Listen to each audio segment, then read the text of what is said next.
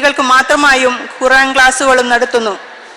എല്ലാറ്റിനുമുപരിയായി 2.5 വർഷം മുമ്പ് ഖത്തറിൽ തുടങ്ങിയ ഖുർആൻ വെളിച്ചം പഠന പദ്ധതി പഠിച്ചവന്റെ കാരുണ്യത്താൽ വളരെ നല്ല നിലയിൽ നടന്നു വരുന്നു. വെറും 500 പേരെങ്കിലും എഴുതുമോ എന്ന ചിന്തയാൽ തുടങ്ങിയ വെളിച്ചം പദ്ധതി അള്ളാഹുവിൻ്റെ അപാരമായ കാരുണ്യത്താൽ ഇന്ന് 3000-ലധികം പേർ രജിസ്റ്റർ ചെയ്തു കഴിഞ്ഞു. അതിൻ്റെ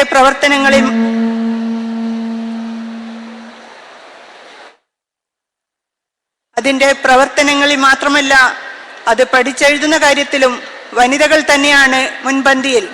അൽഹംദുലില്ലാഹ്, ഇന്നത് 20 പരീക്ഷകളിൽ 14ാമത്തെ പരീക്ഷയിലെത്തി നിൽക്കുകയാണ്. ഖുർആൻ അതൊരു മഹാത്ഭുതം തന്നെയാണ്. അതൊരു മഹാസാഗരമാണ്. ആഴങ്ങളിലേക്ക് ഇറങ്ങിച്ചെല്ലും തോറും അതിലുള്ള വിലമതിക്കാനാവാത്ത മുത്തുകളും പവിഴങ്ങളുമാണ് നമുക്ക് ലഭിച്ചുകൊണ്ടിരിക്കുന്നത്. നാം ഒരിക്കലും ക്ഷണിച്ചാൽ വരാത്ത പല വിഭാഗക്കാരും ഈ ഒരു ഖുർആൻ പരീക്ഷ കാരണത്താൽ ഖത്തർ ഇന്ത്യൻ ഇസ്ലാഹി സെന്ററുമായി വളരെയധികം അടുത്തിട്ടുണ്ട്. ജനാബ് അമാനി മൗലവിയുടെ തഫ്സീർ വായിക്കുന്നത് മൂലം ജീവിതത്തിൻ്റെ ചെറുതും വലുതുമായ ഓരോ മേഖലയെക്കുറിച്ചും ഖുർആനിൽ പ്രതിപാദിച്ച കാര്യങ്ങൾ ജനങ്ങളുടെ മനസ്സിലേക്ക് എത്തിക്കുക എന്നതാണ് നമ്മുടെ ലക്ഷ്യം. അൽഹംദുലില്ലാഹ്, അത് പിന്നീട് ആൾക്കാരുടെ ആവശ്യമനുസരിച്ച് ഇംഗ്ലീഷിലും അമുസ്ലിങ്ങൾക്കായി മാർഗദീപം എന്ന പേരിലും തുടങ്ങുവാനും അത്തരം ആളുകളിലേക്കും ഖുർആന്റെ സന്ദേശങ്ങൾ എത്തിക്കുവാൻ കഴിഞ്ഞു എന്നതും നിസ്സാരമല്ലാത്ത കാര്യങ്ങളാണ്. ഇസ്ലാമിൽ സ്ത്രീകൾക്ക് നൽകിയ പ്രാധാന്യം മറ്റേതൊരു മതത്തിലുമില്ല. ജാഹിലിയ കാലത്തെ സ്ത്രീകളിൽ നിന്നും വളരെയേറെ വ്യത്യസ്തപ്പെടുത്തിക്കൊണ്ടാണ് ഖുർആൻ സ്ത്രീകളുടെ അവകാശങ്ങളെ പരിചയപ്പെടുത്തുന്നത്. ഓരോരുത്തരുടെയും പ്രവർത്തനം അനുസരിച്ചായിരിക്കും പ്രതിഫലം നിശ്ചയിക്കപ്പെടുക. അതാണായാലും പെണ്ണായാലും ശരി. ആർ നന്മയും കൊണ്ടുവന്നുവോ അവന് അതിനേക്കാൾ ഉത്തമമായതുണ്ടായിരിക്കും. ആരെങ്കിലും തിന്മയും കൊണ്ടുവന്നാൽ തിന്മകൾ പ്രവർത്തിച്ചവർക്ക് അവർ പ്രവർത്തിച്ചിരുന്നതിനല്ലാതെ പ്രതിഫലം നൽകപ്പെടുന്നതുമല്ല. അതുപോലെ നമ്മുടെ പ്രവൃത്തികളിൽ അണുമണിത്തൂക്കം നന്മയും അവനത് കാണും. ആർ അണുമണിത്തൂക്കം തിന്മ ചെയ്തുവോ അവനതും കാണും എന്ന് സൂറത്ത് സിൽസിലയിൽ പറയുന്നുണ്ട്. എല്ലാ കാര്യങ്ങളും പുരുഷന്മാർ ചെയ്യുമെന്നും പറഞ്ഞ് ദീനീ പ്രവർത്തനങ്ങളിൽ പിന്നോക്കം പോകുന്ന സ്ത്രീകളോടാണ് എനിക്ക് പറയുവാനുള്ളത്. അങ്ങനെയാണെങ്കിൽ സഹാബി വനിതകളൊക്കെ പ്രവർത്തിച്ചതെന്തിനാണ്?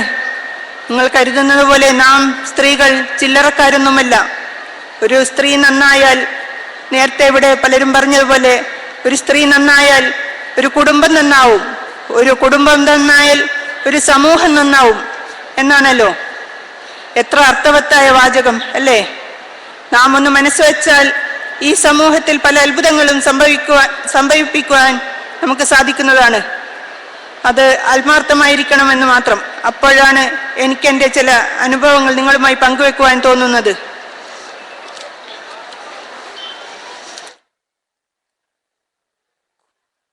പഠിക്കേണ്ട പ്രായത്തിൽ ഖുർആൻ വേണ്ട വിധം പഠിക്കാൻ കഴിയാത്തതിൽ മനം തൊന്ന് കഴിയുമ്പോഴാണ് ഖത്തർ ഗവൺമെന്റിന്റെ ഒരു സ്ഥാപനത്തിൽ ഖുർആൻ പഠനം തുടങ്ങുന്നത്. അവിടുന്ന് തുടങ്ങിയ ഈ പ്രയാണം പടിപടിയായി എന്നെ ഈ സ്റ്റേജിലേക്ക് എത്തിച്ചു. സത്യം പറഞ്ഞാൽ വല്ലാത്തൊരു എക്സൈറ്റ്മെന്റിലാണ് ഞാനിപ്പോൾ. കുറച്ചു മുമ്പ് നമ്മുടെ സൗദിയിൽ നിന്നും വന്ന ഒരു അതിഥി പറഞ്ഞ പോലെ അറഫ മൈതാനിയിൽ നടക്കുന്ന ഒരു സംഗമമായാണ് എനിക്കിത് അനുഭവപ്പെട്ടത്. ഇതിലെനിക്ക് പങ്കെടുക്കുവാൻ കഴിഞ്ഞത് തന്നെ വലിയൊരു അത്ഭുതമാണ്. നാളിതുവരേക്കും തോന്നാത്ത ഇതിൽ പങ്കെടുക്കുമെന്നൊരു തോന്നൽ എന്നിലുണ്ടാക്കിയതും എനിക്കതിന് തൗഫീഖേകിയതും ലോക നിയന്താവായ സർവ്വലോക രക്ഷിതാവായ അല്ലാഹു അല്ലാതെ മറ്റാരുമല്ല. നാം അവനോട് ഒരു ചാണടുക്കുമ്പോൾ അവൻ നമ്മിലേക്ക് 2 ചാണടുക്കുമെന്ന വസ്തുത വളരെ യഥാർത്ഥമാണ്. അവനിലുള്ള വിശ്വാസം ദൃഢമായാൽ ഏത് പ്രതികൂല സാഹചര്യത്തിലും പിടിച്ചു നിൽക്കുവാൻ നമുക്ക് സാധിക്കുന്നതാണ്. സഹോദരിമാരെ, അവനിലൂടെ നമുക്ക് ലഭിക്കുന്ന അനുഗ്രഹങ്ങൾ എന്തൊക്കെയാണ് ഒന്ന് ഓർത്തു നോക്കൂ. അതിനുള്ള നന്ദി കാണിക്കുവാൻ എന്നോണം നാം എന്ത് തന്നെ ചെയ്താലും അധികമാവുമോ? നിങ്ങളൊന്ന് ചിന്തിച്ചു നോക്കൂ. ഈ ദീനിന് വേണ്ടി, അള്ളാഹുവിന് വേണ്ടി അത് പ്രചരിപ്പിക്കുന്നതിലേക്ക് എന്താണ് നാം ചെയ്യുന്നത്? കുടുംബത്തിന് പ്രാധാന്യം നൽകിക്കൊണ്ട് തന്നെ നമുക്ക് പലതും ചെയ്യാൻ സാധിക്കുന്നതാണ്. അതിനുള്ള നല്ലൊരു മനസ്സ് വേണമെന്ന് മാത്രം. അതിൻ്റെ ഒരു മകുടോദാഹരണം ആണ് നമ്മുടെ ഇവിടുത്തെ MGM പ്രവർത്തകർ. അവർക്കുമില്ലേ സഹോദരിമാരെ കുടുംബങ്ങളും പ്രാരബ്ധങ്ങളും. അങ്ങനെ ഒരു കൂട്ടരില്ലായിരുന്നുവെങ്കിൽ ഇന്നിങ്ങനെ ഒരു വനിതാ മഹാസമ്മേളനം ഇവിടെ നടക്കുമായിരുന്നോ? നമ്മളൊക്കെ ഇന്നിവിടെ കൂടുമായിരുന്നോ? നിങ്ങൾക്കും വേണ്ടേ നാളെ അടിഭാഗത്തുകൂടി അരുവികൾ ഒഴുകുന്ന ആ സ്വർഗം? അതോ അത് പുരുഷന്മാർക്ക് മാത്രമുള്ളതാണോ? അതിനുവേണ്ടി നാം ഒന്ന് മനസ്സ് വെച്ചാൽ മാത്രം മതി. ബാക്കി സർവശക്തനായ അള്ളാഹു എളുപ്പമാക്കി തരുന്നതാണ്. യാതൊരു സംശയവുമില്ല.